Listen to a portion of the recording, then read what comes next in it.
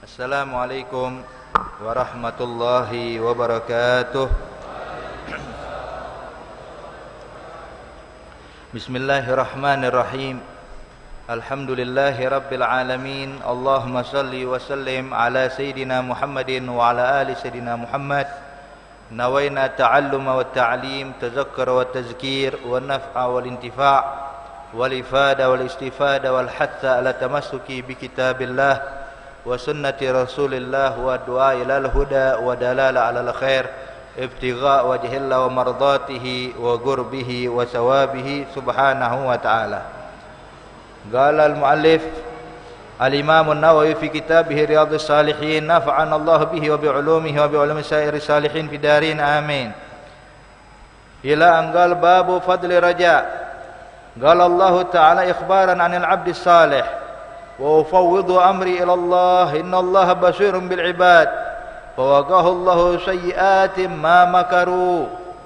Wa Nabi Hurairah radhiyallahu ta'ala anhu anin Nabi sallallahu alaihi wasallam annahu qala Allahu azza wa jalla ana inda zanni 'abdi bi wa ana ma'ahu haitsu yazkuruni wallah lillahi afrah bi taubati 'abdihi min ahadikum yajidu dhalatahu bil falah. Wa man taqarraba ilayya shibran taqarrabtu ilayhi zira'an wa man taqarraba ilayya zira'an taqarrabtu ilayhi ba'an wa idza aqbala ilayya yamshi aqbaltu ilayhi uharwil. Muttafaqun alaihi wa hadha lafdhu ihda riwayat Muslim wa taqaddam syarhuhu fil babi qablahu ruwiya fi sahihain wa ana ma'ahu hina yazkuruni bin nun wa fi hadhihi riwayah haitsu bitha wa kilahuma sahih. Taib. Alhamdulillah. Sekarang kita akan memasuki tentang masalah bab fadlir raja, keutamaan orang memiliki sifat raja. Apa itu raja? Berserah diri kepada Allah, berharap kepada Allah Subhanahu wa taala, ini adalah raja. Sebagaimana kita ketahui bahwasanya saudara sekalian, sifat raja ini adalah sifat yang mulia di sisi Allah Subhanahu wa taala. Bahkan dijelaskan seseorang ketika hidup di dalam dunia harus memiliki dua sifat ini. Dalam mengarungi hidup dalam dunia harus memiliki dua sifat. Yang pertama adalah sifatul khauf, yang kedua adalah sifatul raja. Sifat rasa takut pada Allah dan sifat berharap anugerah Allah.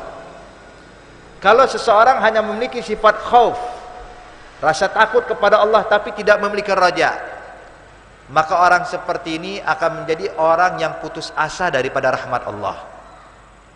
Atau sebaliknya, orang punya sifat raja, berharap kepada Allah tapi tidak memiliki rasa takut kepada Allah, maka orang seperti ini akan merasa aman dari murka Allah.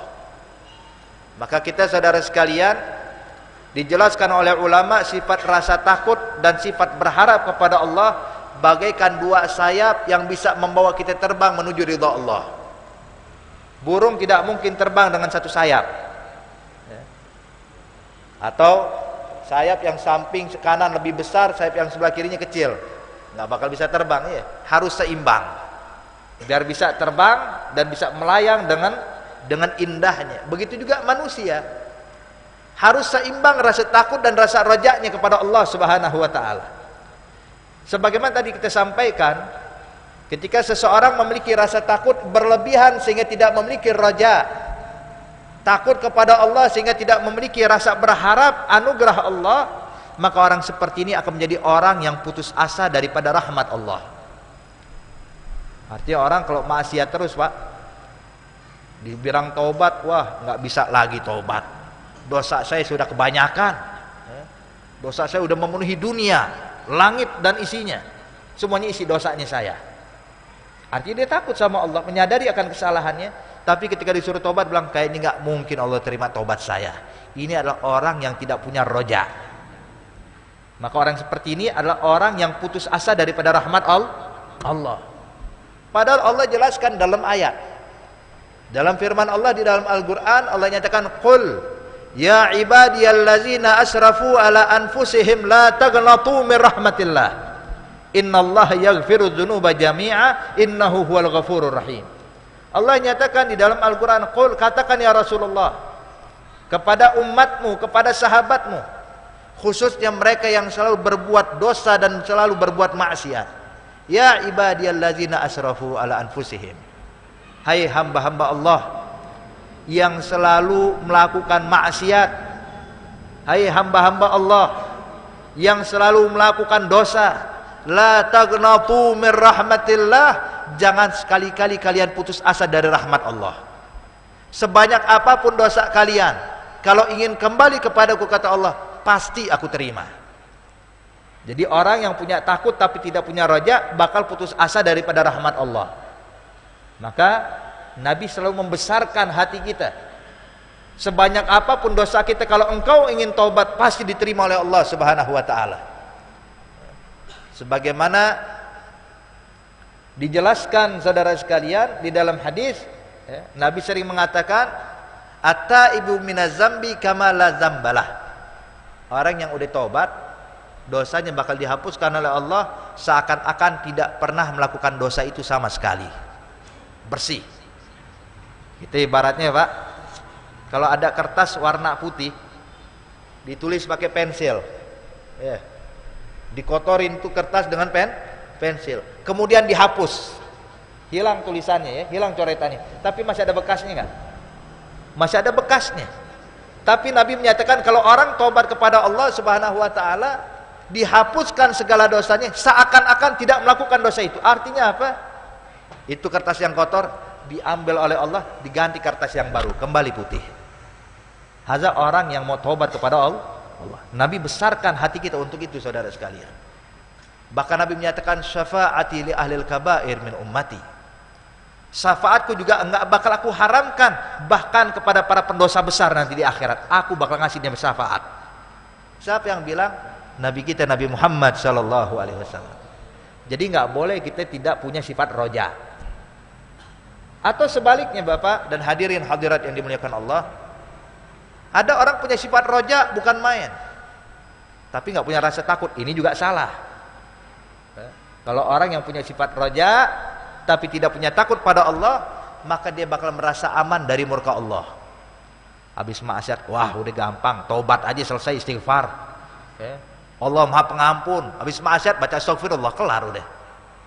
Besok maksiat lagi, ya tenang aja, habis maksiat kita istighfar lagi. Oh, ini adalah orang yang punya sifat roja tapi nggak takut pada Allah. Ini juga salah. Jadi harus seimbang, raja wal khauf.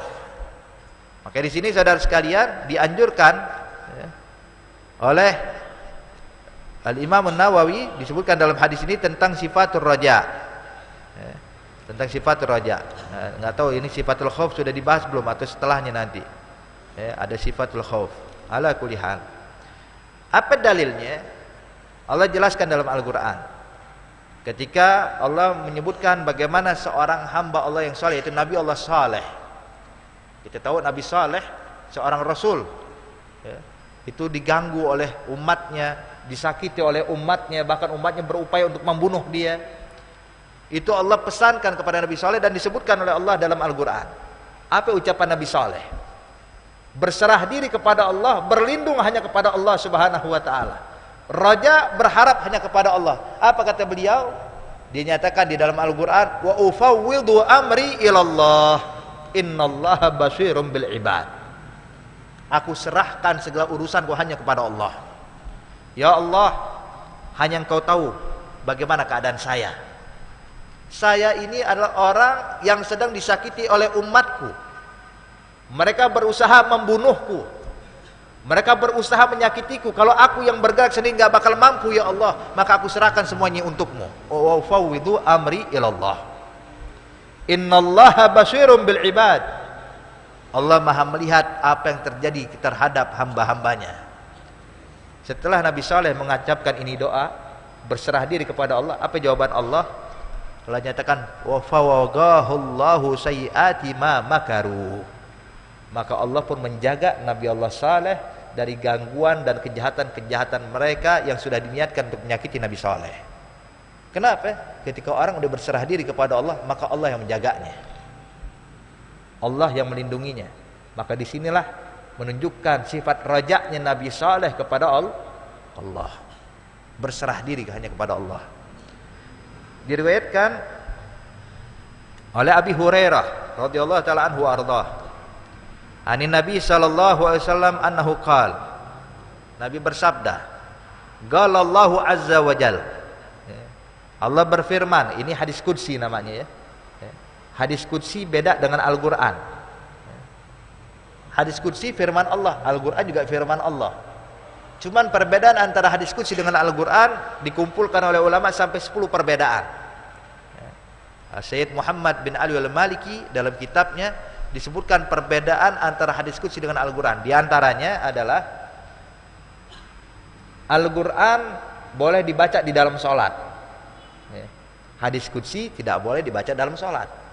Walaupun firman Allah dua-duanya, tapi Al-Qur'an boleh dibaca dalam sholat, hadis qudsi nggak boleh dibaca dalam sholat. Perbedaan kedua, Al-Qur'an setiap kita baca, setiap satu huruf nih ganjar 10 hasanat. Kalau hadis qudsi enggak. Al-Qur'an dilarang dibaca bagi orang yang dalam keadaan junub atau dalam keadaan haid atau nifas bagi perempuan. Hadis qudsi tidak dilarang. Jadi ada beberapa macam perbedaan saudara sekalian antara Al-Qur'an dengan hadis qudsi. Dia firman Allah, tapi bukan wahyu yang diturunkan Allah melalui malaikat Jibril. Kalau melalui malaikat Jibril itu namanya Al-Qur'an nantinya. Tapi kalau hadis qudsi enggak, ilham dari Allah untuk Nabi Muhammad.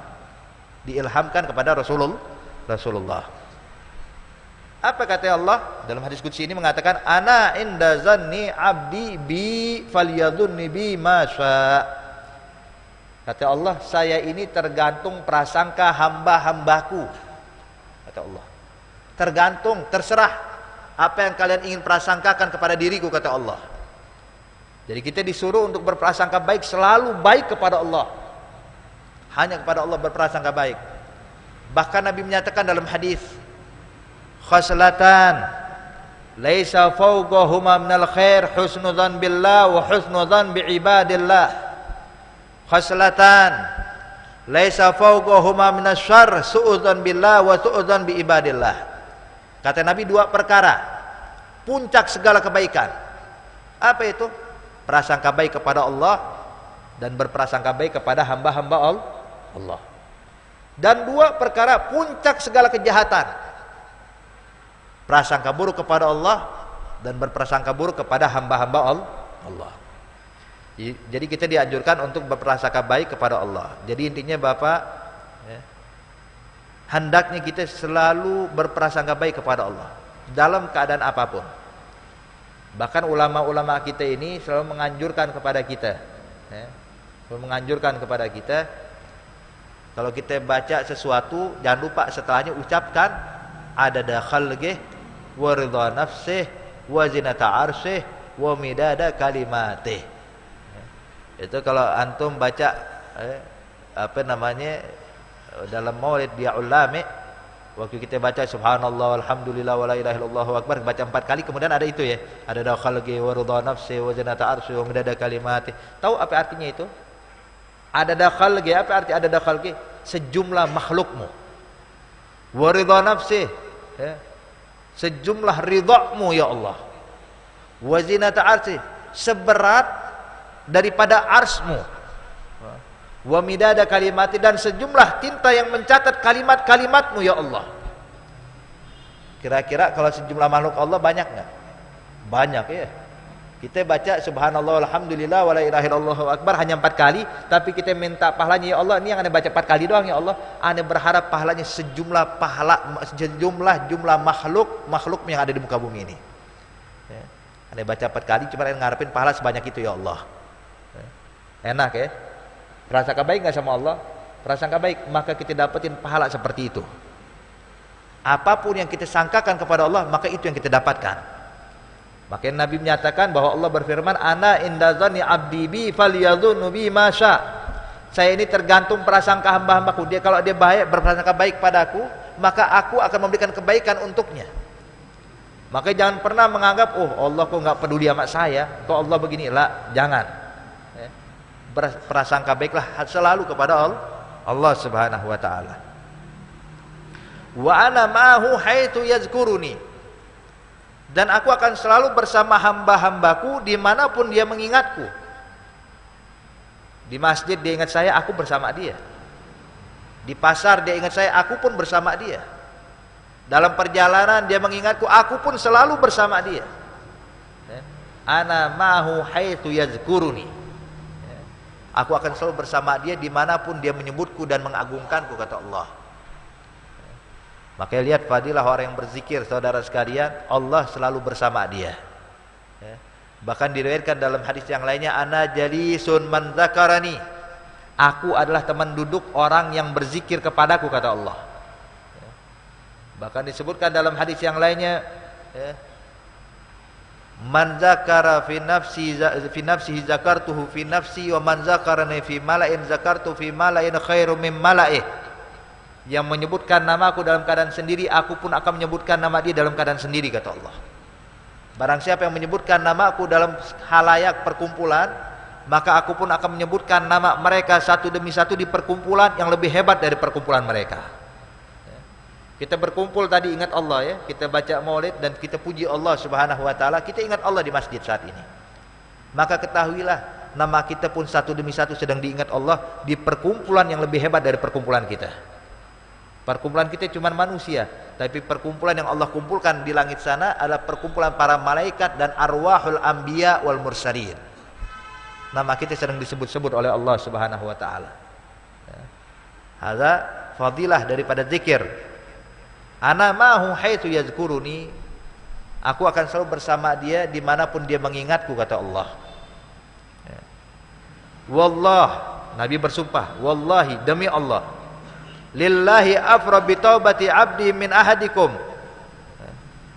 yajidu dalathu bil falah. Allah lebih bergembira, lebih berbahagia dari seseorang yang kehilangan kendaraannya kemudian ditemukan di padang pasir. Ini ada riwayat hadis, saudara sekalian, yang menjelaskan ini. Kata Rasulullah sallallahu alaihi wasallam, dinyatakan Allah lebih gembira menerima taubat seorang hamba dibandingkan seorang manusia yang kebetulan jalan, dia melakukan perjalanan jauh, mengendarai kendaraannya naik onta, yang di atas kendaraan tersebut disiapin perbekalan dia, minumnya dia, hartanya dia, pakaian dia. Di tengah jalan karena kelelahan dia istirahat, dia turun dari ontanya, diikat ontanya di pohon, kemudian dia tidur di bawah pohon. Ketika bangun, dilihat ontanya udah hilang di tengah padang pasir. Ontanya hilang, cari ke sana kemari nggak ketemu, hilang itu onta. Maka dia pasrah, mau jalan terus nggak bakal kuat, bakal mati juga. Kembali ke kampung sudah jauh nggak bakal kembali. Akhirnya dia pasrah, ya udah deh, ane terima takdir Allah, ane bakal meninggal di tempat ini, ya udah ane tungguin mati saya dengan tidur saya. Udah dia balik lagi ke pohon tersebut, dia tidur lagi, pasrah udah. Daripada jalan capek-capek bakal mati juga, ya udah tiduran aja, istirahat di bawah pohon. Nungguin kematian dengan tidur. Tidur dia. Tahu-tahu terbangun melihat ontanya udah ada di situ. Senangnya dia bukan main, karena selamat dari kematian, bekalnya masih ada. Saking senangnya sampai dia bilang, ya Allah, anta abdi wa ana rabbuk. Aku bersyukur kepadamu, engkau ini hambaku, aku Tuhanmu, ya Allah. Saking senangnya sampai salah ngomong dia. Saking gembiranya sampai salah ngomong, kata Rasulullah. Kata Nabi, Allah lebih senang menerima tobat seorang hamba dibandingkan dia saking senangnya kepada onta yang ditemukan lagi. Ada orang yang mau kembali kepada Allah Subhanahu wa taala, makanya Nabi menyatakan lillahi afrah, Allahu afrah bi taubati abdihi min ahadikum yajidu dallatahu bil falah. Allah sangat bergembira menerima tobat seorang hamba melebihi kalau kalian mendapatkan kendaraan kalian yang hilang di ardi falah. Falah itu adalah padang pasir yang tidak berpenghuni, yang berbahaya, falah. Wa man taqarraba ilayya shibran, dan barang siapa yang mendekatkan dirinya kepadaku sejengkal, shibran, sejengkal, taqarrabtu ilaihi ba'an, maka Allah nyatakan aku pun mendekatkan diriku kepada dia ba'an, satu hasta. Artinya apa? Ketika engkau berusaha mendekatkan diri kepada Allah dengan semampumu, maka Allah akan mendekatkan diri kepadamu atau menerima engkau lebih daripada engkau lakukan, kata Allah Subhanahu wa taala. Ya. Ibaratnya orang ngamalin sholat sedikit tapi pahalanya berlipat ganda dikasih sama Allah. Sedekahnya sedikit tapi berlipat ganda dari Allah. Ini arti bukti ketika orang ingin berbuat baik, maka Allah bakal membalasnya lebih daripada yang dikeluarkan oleh dia, lebih daripada apa yang diusahakan oleh dia. Wa man taqarraba ilayya wa man taqarraba ilayya shibran taqarrabtu ilaihi zira', satu hasta. Wa man taqarraba ilayya zira', dan barang siapa mendekatkan diri kepadaku satu hasta, taqarrabtu ilaihi ba'an, yang mendekatkan dirinya satu hasta, aku akan mendekatkan diri kepadanya satu depah. Seperti ini.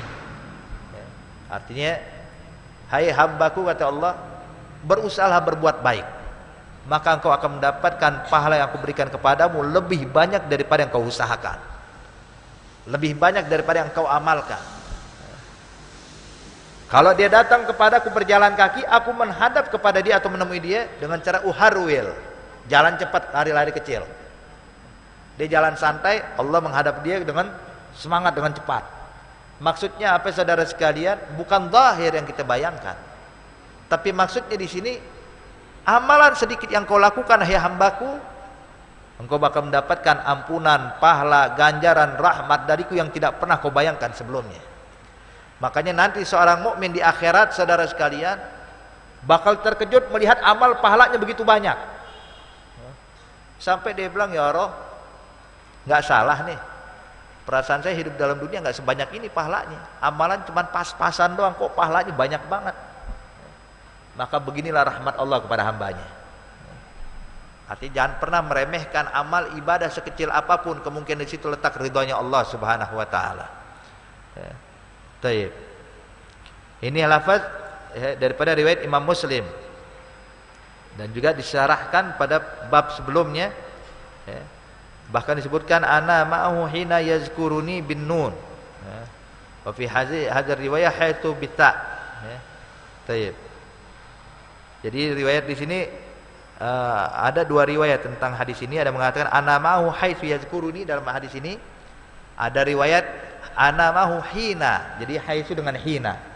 Haitsu yazkuruni, hina yazkuruni. Semuanya sama artinya. Jadi intinya saudara sekalian, ini hadis mengajarkan kepada kita untuk selalu memiliki sifat roja. Pokoknya dalam hadis ini juga mengajarkan kepada kita untuk membesarkan masyhad. Apa itu masyhad? Sudut pandang akan suatu kebaikan Allah.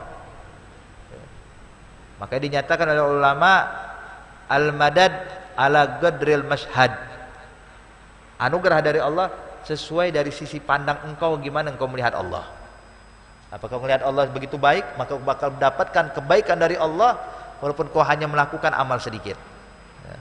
Seperti kita duduk di majelis seperti ini, apa masyhad kita? Apa pandangan kita akan anugerah Allah yang bakal diturunkan Allah untuk kita? Maka kita harus perbesar ini masyhad, saudara sekalian. Coba kalau kita duduk kemari bukan hanya nuntut ilmu, tapi kita duduk di tempat ini, insya Allah saya duduk di majlis ini, saya dapat ampunan Allah. Begitu saya duduk di tempat ini, saya berharap dapat rahmat Allah. Semoga saya duduk di tempat ini, semoga saya dicatat orang yang meninggal dalam keadaan husnul khatimah. Dan ketika saya duduk di tempat ini, ya Allah, saya berharap semoga dengan perkumpulan ini Allah mengangkat bala yang diturunkan kepada kaum muslimin di seluruh penjuru dunia. Ini masyhad. Dan seluruh yang kita niatkan di majlis seperti ini yang namanya masyhad, saudara sekalian. Ini yang harus kita besarkan. Jadi jangan pernah kita duduk, saya ta'lim aja mingguan, di masjid mingguan, enggak, itu bagus, tapi besarkan lagi niatmu, besarkan lagi masyhadmu. Sebab apapun yang kita niatkan, apapun yang kita pandang akan kebaikan Allah di majlis seperti ini, bakal kita dapatkan sesuai yang kita bayangkan, saudara sekalian, bahkan lebih daripada kita harapkan. Hakada. Makanya ini hadis menganjurkan kepada kita untuk memiliki sifat raja. Kemudian hadis berikutnya, An Jabir bin Abdullah radhiyallahu anhuma, annahu sami'a an-nabiyya sallallahu alaihi wasallam qabla mautihi bi salasati ayyam yaqul la yamutanna ahadukum illa wa huwa yuhsinu dzan billahi azza wa jalla, rawahu Muslim. Kata Sayyidina Jabir bin Abdullah radhiyallahu anhuma, saya dapatkan ini hadis 3 hari sebelum Nabi wafat. Jadi 3 hari sebelum Nabi wafat, Nabi memesan kepada kami. Apa kata Rasulullah? Nabi bilang, la yamutanna, janganlah kalian meninggal dunia illa kecuali dia telah berhusnuzon dulu kepada Allah. Husnuzon. Maka ini anjuran bapak-bapak, hadirin hadirat yang dimuliakan Allah. Kalau kita melihat atau menjenguk orang sakit, yang kita besarkan adalah rojaknya.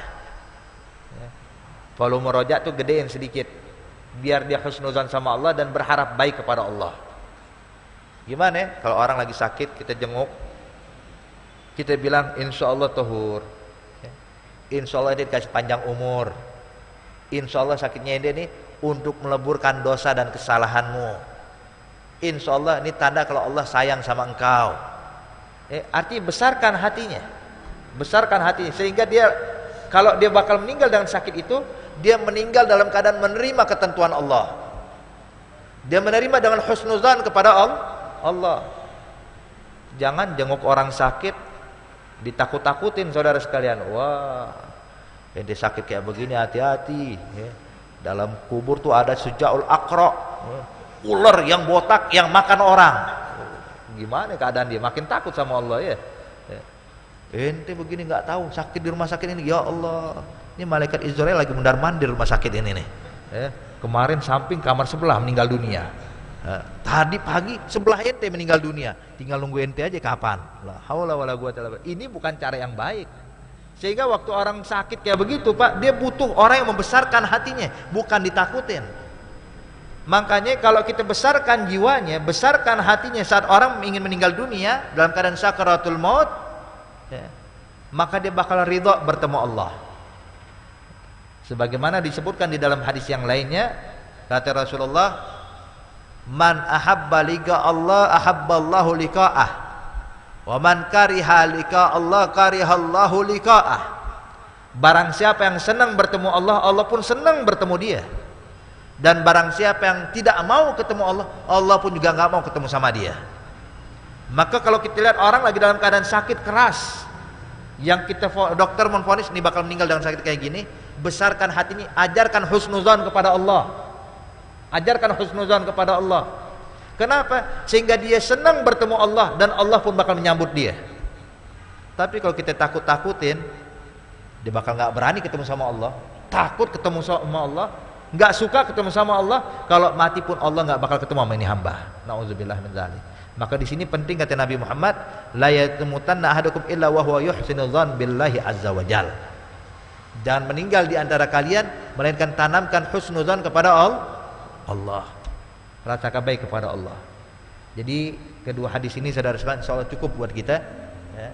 Yang penting kita pahami dan kita amalkan. Tanamkan sifat raja, tanamkan sifat husnuzan kepada Allah Subhanahu wa taala. Semoga Allah mencatat kita orang-orang yang mendapatkan ridha-Nya, dan kita dicatat orang-orang meninggal dalam keadaan husnul khatimah, mendapatkan pengampunan Allah, mendapatkan inayah dari Allah, dan kita digolongkan orang-orang yang masuk daerahnya Nabi Muhammad sallallahu alaihi wasallam, mendapatkan syafaat dan ampunan Allah. Amin ya rabbal alamin. Dan kita doakan juga guru kita Al Habib Alwi yang saat ini sedang melakukan perjalanan ya, insyaallah dijaga oleh Allah dan kembali dalam keadaan sehat wal afiah, sehingga bisa selalu membimbing kita dan menjalankan ridha Allah Subhanahu wa taala. Amin ya rabbal alamin.